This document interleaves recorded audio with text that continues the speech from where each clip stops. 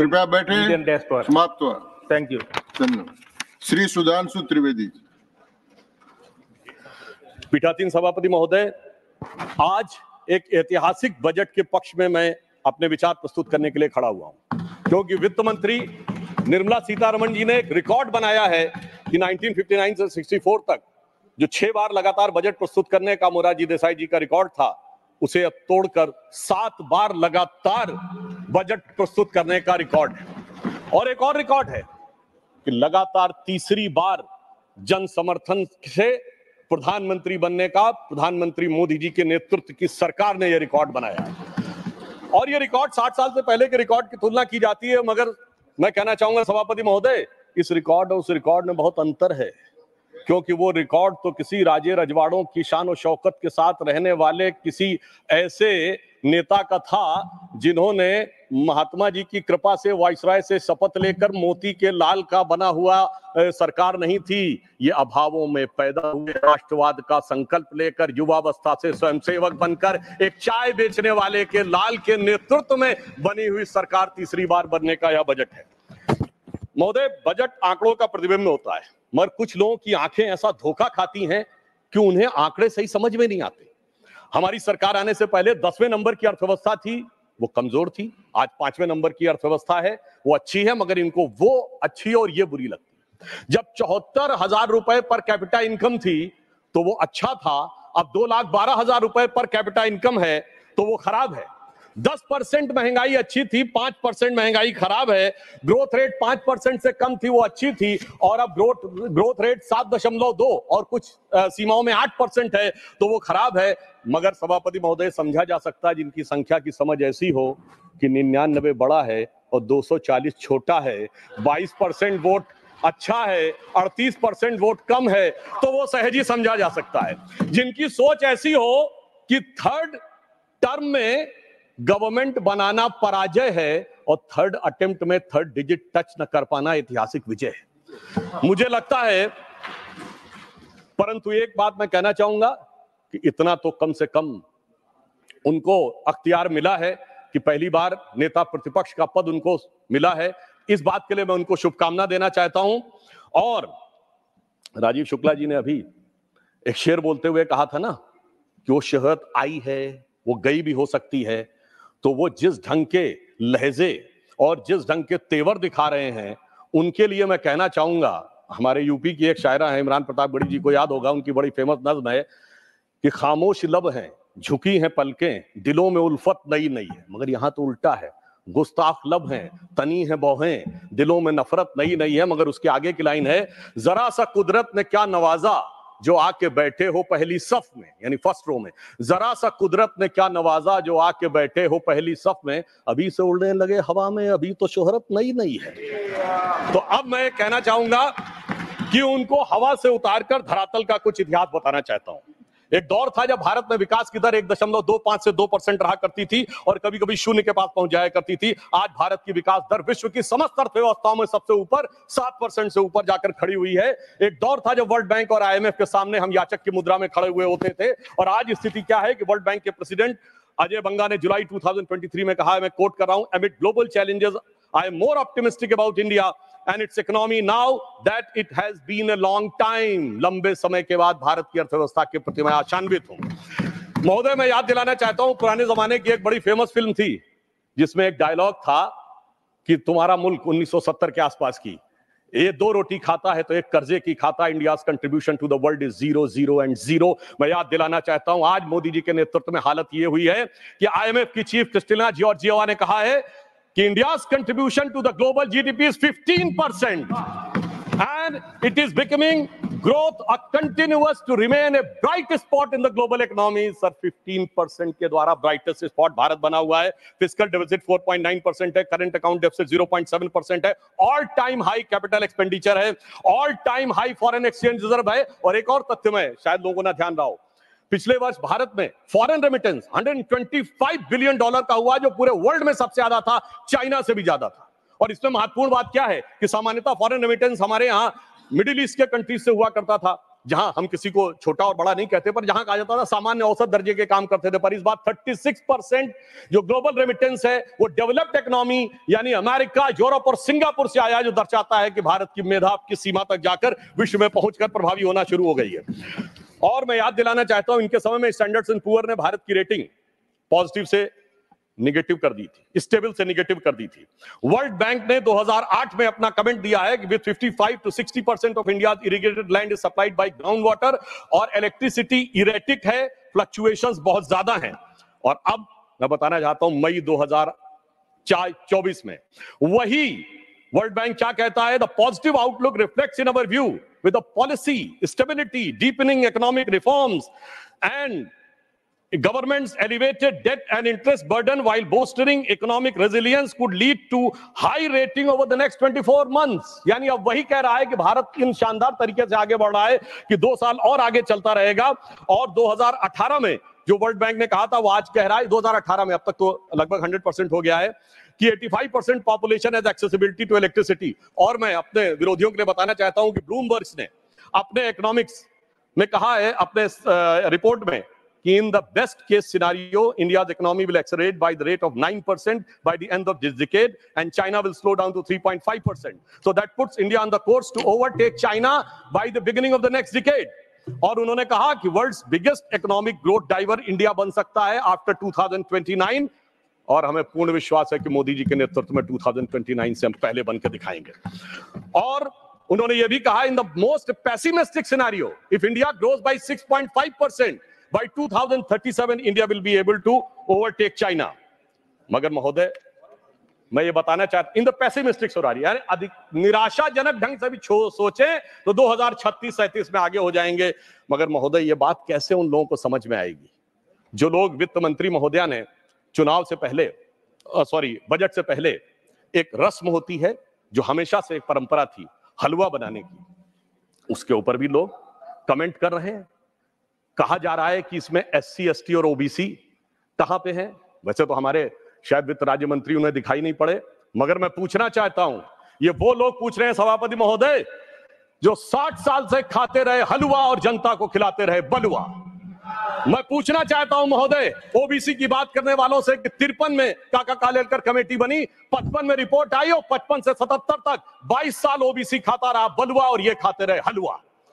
1980 में मंडल कमीशन की रिपोर्ट आई, इंदिरा जी और राजीव जी की सरकारें आई, 10 साल तक OBC खाता रहा बलुआ और ये खाते रहे हलवा। जिन्होंने 4-4 पीढ़ियों तक खाया है हलवा, वो आज हमसे आके पूछ रहे हैं, वो तो मोदी जी जब आए तो OBC कमीशन को संवैधानिक दर्जा मिला, अन्यथा मैं हलवा और बलुआ वालों से पूछना चाहता हूं, बताएं 2014 में इनकी कैबिनेट में कितने OBC मिनिस्टर थे? 3 के भी नाम अगर बता दें तो ये दर्शाता है। मगर दर्शाने में कोई बहुत बड़ी समस्या भी नहीं है। आपको ध्यान हो, उनके लिए ये बजट एक चक्रव्यूह की तरह हो गया है। वो कहते हैं चक्रव्यूह और पद्मव्यूह समान है। पद्म मतलब लोटस यानी कमल। मगर महोदय मैं आपको बता देना चाहता हूं, आपके माध्यम से पूरे देश को बता देना चाहता हूं, उनकी ज्ञान के ऊपर महोदय, पद्मव्यूह चक्रव्यूह अलग है। प्राचीन भारत में पद्म व्यू है, चक्र व्यू है, गरुड़ व्यू है, क्रौंच व्यू है, चंद्र व्यू है, मकर व्यू है, त्रिशूल व्यू है, 36 प्रकार के व्यू हैं। मगर क्या करें, जिनको व्यू नजर आता हो उनके लिए हर चीज में उनको भारतीय जनता पार्टी और कमल के ऊपर आपत्ति नजर आती। तो मैं ये भी कहना चाहता हूं सभापति महोदय, हम सब चाहते हैं इस देश में समृद्धि आए, बजट इसीलिए लाया जाता है, यानी मां लक्ष्मी की कृपा रहे। और हम सब चाहते हैं देश में प्रबुद्धता आए, मां सरस्वती की कृपा रहे। और मां सरस्वती भी कमल पर विराजती हैं और मां लक्ष्मी भी कमल पर ही विराजती हैं। जितना कमल खिला रहेगा उतना इस देश में समृद्धि का मार्ग प्रशस्त रहेगा। अब मैं आगे भी बताना चाहता हूं, आज एम्प्लॉयमेंट लिंक स्कीम आई तो कोई कहते हैं कि हम अचानक एम्प्लॉयमेंट लिंक स्कीम आए, ऐसा नहीं था। प्रधानमंत्री जब 2014 में प्रधानमंत्री बने, उन्होंने शुरू से देखिए स्टेप बाय स्टेप, उन्होंने पहले जनधन अकाउंट खोले। लोगों ने कहा पैसा कहां से आएगा, उन्होंने कहा I am having in the mind, तुम खाते खोलो। डीबीटी डायरेक्ट बेनिफिट ट्रांसफर आया, उसके बाद मुद्रा स्कीम आई, उसके बाद प्रोडक्ट लिंक इक्विटी स्कीम आई, अरे पहले प्रोडक्ट बनेगा, फिर विश्वकर्मा स्कीम आई, फिर आप देखिए आज एम्प्लॉय लिंक स्कीम आई है। जैसे जैसे हमारी समृद्धि बढ़ी, हमने जनता को श्रेय दिया। पहले 6,000 रुपए किसान सम्मान निधि थी, अब इस बजट में 12,000 की। पहले 10 लाख रुपए तक की मुद्रा योजना थी, अब 20 लाख की। और महोदय इनका हथियार है भ्रम और भय, हमारा है विकास और विश्वास। मैं याद दिलाना चाहता हूं कि इन लोगों ने मात्र 1.5 साल पहले इस बात का प्रबल प्रचार किया था कि एसबीआई बर्बाद हो गया, एलआईसी बर्बाद हो गया, एचएएल बर्बाद हो गया। तो मैं आपके माध्यम से सदन के संज्ञान में लाना चाहता हूं कि एलआईसी ने पिछले क्वार्टर में 17,000 करोड़ रुपए का प्रॉफिट दर्ज किया है, जो एलआईसी का ऑल टाइम हाई है। स्टेट बैंक ऑफ इंडिया ने पिछले क्वार्टर में 21,000 करोड़ का प्रॉफिट दर्ज किया है, जो प्राइवेट और गवर्नमेंट मिलाकर सबसे ज्यादा है। एसबीआई का ऑल टाइम हाई नहीं है, इवन रिलायंस से भी ज्यादा है। और एचएएल ने 2023-24 में 29,810 करोड़ रुपए का रेवेन्यू प्राप्त किया है और 80,000 करोड़ रुपए के उसके ऑर्डर्स पाइपलाइन में है, जो ऑल टाइम हाई है। यह मैं केवल इसलिए बताना चाहता हूं कि सदैव मैंने सुना है सभापति महोदय कि भारत की कंपनियां पब्लिक सेक्टर की हो या प्राइवेट सेक्टर की हो, उनके बारे में दुष्प्रचार होता है। मैंने आज तक किसी विदेशी कंपनी के बारे में दुष्प्रचार होते नहीं देखा। मैं उसके बारे में विस्तार से नहीं जाना चाहता, उनके लोगों की कैसे कैसे मदद की जाती है, परंतु मैं इतना जरूर कह देना चाहता हूं, आज ये नजारा इतना बदला है कि आप सोचिए कि हम 5वीं बड़ी अर्थव्यवस्था जिस ब्रिटेन को ओवरटेक करके बने हैं, आज ब्रिटेन में इच्छा ज्यादा है कि भारत से फ्री ट्रेड एग्रीमेंट हो। हम लोगों के बचपन में सभापति महोदय कल्पना नहीं की जा सकती थी कि ब्रिटेन की इच्छा ज्यादा होगी, वहां इस बात के लालसा अधिक है कि भारत का वो हो। परंतु मैं एक और बात कहना चाहता हूं, हमारे विरोधी कहते हैं कि डॉलर के प्रति कीमत कम हो गई। मुझे लगता पता नहीं वो किस जमाने में जी रहे हैं। वो दिन गए जब डॉलर वर्ल्ड की हार्ड करेंसी हुआ करता था। मैं कोट करना चाहता हूं, अब धीरे धीरे वो स्तर डॉलर का हट रहा है। इसी वर्ष मई 7 को आईएमएफ की फर्स्ट डिप्टी मैनेजिंग डायरेक्टर ने कहा है, उनका लंबा स्टेटमेंट नहीं, अंतिम का वाक्य बताना चाहता हूं, in sum the international monetary and the reserve system continues to evolve. The patterns we highlighted earlier were gradual movement away from the dollar dominance and rising role of the non-traditional currencies of the small, open and well-managed economy. और आगे मैं कहना चाहूंगा, enabled by new digital trading technologies remain intact. तो digital economy जिन देशों की मजबूत है वो अब इंटैक्ट है। और आज स्थिति यह है कि सबसे बड़ा हमारा जो फॉरेन एक्सचेंज का रेवेन्यू आता है पेट्रोल में, वो हम मुख्यतः रुपये और रूबल में प्ले कर रहे हैं। 18 देशों के साथ अब रुपए में ट्रेड की बात फाइनलाइजेशन स्टेज में है और नेपाल भूटान से तो हो भी रहा है। तो मैं कहना चाहूंगा, हमारे लखनऊ में महोदय एक कहावत होती, अमा मियां वो दिन लद गए जब उस्ताद लल्लू का फाख्ते उड़ाया करते थे। तो मैं कहना चाहता हूं, अमा मियां वो दिन लद गए जब रुपया डॉलर की लैला हुआ करता था कि एक उनके सर के पीठ पे बेत पड़ता था तो निशान यहां बन जाते थे। अब मोदी जी के नेतृत्व में रुपया एक नए प्रभाव के साथ आगे उभरता हुआ नजर आ रहा है। एक आरोप बजट के दौरान उन लोगों ने लगाने का प्रयास किया प्रोडक्ट एम्प्लॉयमेंट लिंक स्कीम के ऊपर, कि जैसे कोई हमने उनकी नकल करने का प्रयास किया है। महोदय मैं आपसे कहना चाहूंगा, अर्थव्यवस्था के मामले में 40 साल रूस की नकल और 20 साल अमेरिका की नकल करके जो भारत की अर्थव्यवस्था को चलाते रहे, वो अगर आज ये बताने का प्रयास करें कि नकल किसने करने का प्रयास किया, और मैं एक फैक्ट लोगों के सामने रखना चाहता हूं, अगर कोई इनकी नकल करना चाहे तो कितनी भयानक स्थिति उत्पन्न हो जाएगी। महोदय इस बजट में रेवेन्यू रिसीव भारत सरकार की कितनी है? 26,80,000 करोड़। 4.9% के डेफिसिट के साथ भारत का जो कुल राजस्व है, कुल आमदनी 27 लाख करोड़ से कम है। और ये कहते थे हर परिवार को 1 लाख दे देंगे। 140 करोड़ की आबादी है, 4.5 लोग पर पर्सन है। 140 करोड़ को 4.5 से डिवाइड करिए, 31 करोड़ परिवार आते हैं। आप सबको 1-1 लाख करोड़ दे देंगे। 27 लाख करोड़ की कुल आमदनी और कहते हैं 31 लाख करोड़ दे देंगे। यह दर्शाता है कि यह हकीकत और किस प्रकार का भ्रम और भय फैलाने का प्रयास करते हैं। और इसीलिए मैं कहना चाहता हूं, ये कहते थे ना खटाखट 8,500 देंगे।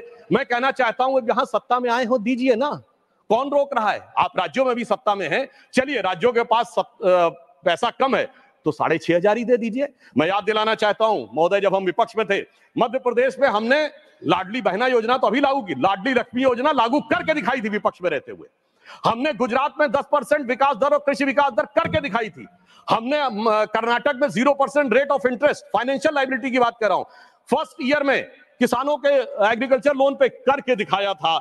इसलिए ये करने में नहीं, किसी भी प्रकार का हल्ला मचाने में अधिक रुचि रखते हैं। और मैं इस बजट की एक और प्रशंसा करना चाहूंगा कि भारत की पहचान और सांस्कृतिक विषय को किस प्रकार से आगे बढ़ाना चाहिए, इसके लिए नालंदा, बोधगया और उड़ीसा के लिए जिस प्रकार के धन का आवंटन किया गया है वो बहुत प्रशंसनीय है। हाँ, ये जरूर कहना चाहूंगा, अभी हमारे मित्र इमरान प्रतापगढ़ी जी बोल रहे थे तो मैं कहना चाहता हूं, हम तो भारत की पहचान उठाना चाहते हैं, मगर इन लोगों के अरमान हमेशा पहचान छुपाने वालों के साथ ही क्यों लुके रहते हैं?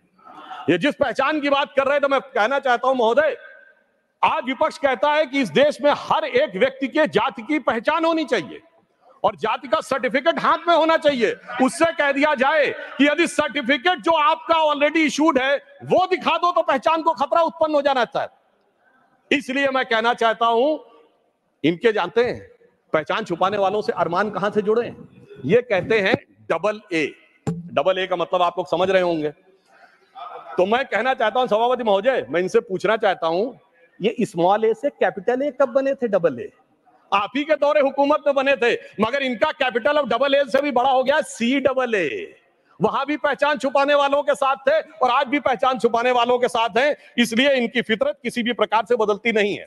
मैं एक और फैक्ट बताना चाहता हूं कि कारपोरेट टैक्स को 40% से 35% किया गया है, तो कहते हैं कंपनियों को फायदा दिया जा रहा है। मैं बताना चाहता हूं, आज वैश्विक व्यवस्था का जमाना है, चाइना से मैन्युफैक्चरिंग कंपनीज हट रही हैं।